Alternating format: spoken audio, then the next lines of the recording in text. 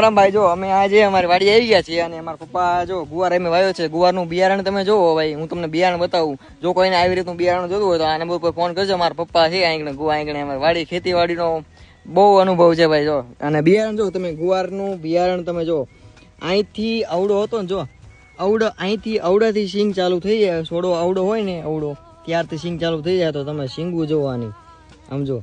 બે પાંદડા ત્રીજા પાંદડે ફાલ બે કેટલા શું કહ્યું? બે પાંદડા હોય ને ત્રીજા પાંદડો આવે એટલે ફાલ બેહી જાય છે. હા, એટલે ત્રીજા પાંદડે થી ફાલ બેહી જાય. કોઈને બિયારણ આ રીતનું જોતું હોય તો બિયારણ ક્યારે મળે, ક્યારે મળવાનું ચાલુ થશે? દિવાળી શરૂ થાય તો દિવાળી અમે બિયારણ આનું વેચવાના છીએ અને જો કોઈને જોઈએ તો આ નંબર ઉપર ફોન કરજો. હું નંબર નાખું છું મારા પપ્પાનો.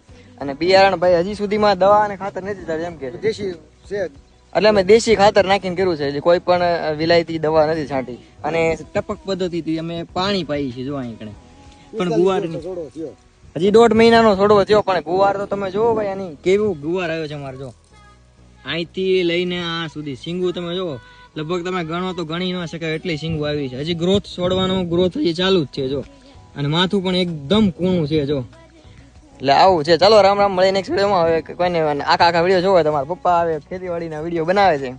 આ ખેતીવાડી બ્લોગ્સ કરીને છે ને. હા, ખેતીવાડી તો